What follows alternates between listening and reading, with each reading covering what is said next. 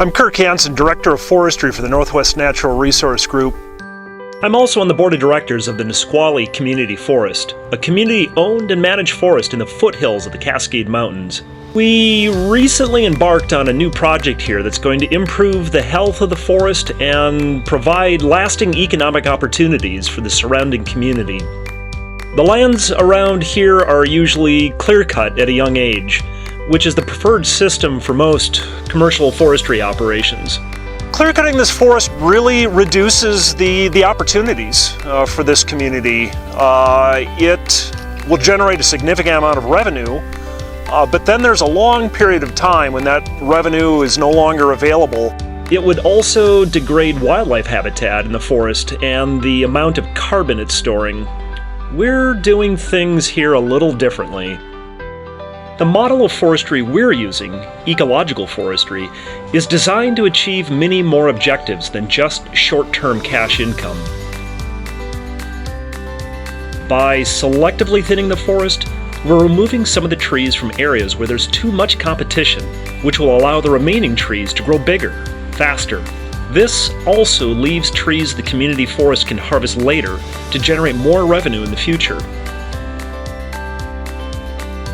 In thinning the stand, we're reducing the stocking density. We're taking a forest that had 300, 400 trees per acre and bringing it down to 200, 220 trees per acre.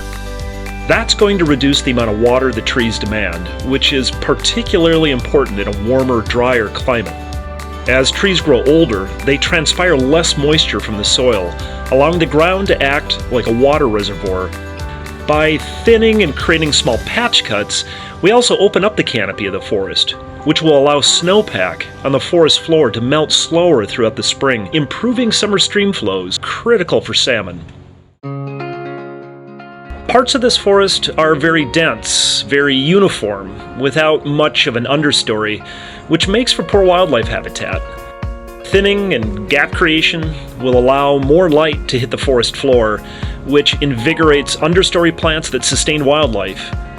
We're also thinning in a way that improves vertical complexity in the tree canopy, retains habitat structures like snags and down logs, and allows a more diverse range of tree species to naturally regenerate. A big part of the Nisqually Community Forest Management Plan is bringing parts of the forest back to old-growth conditions. Old-growth forests perform key ecological functions like providing habitat for endangered species and storing vast amounts of carbon in wood and soil. Without management, this forest would have naturally thinned itself over the years, but it would take a long time.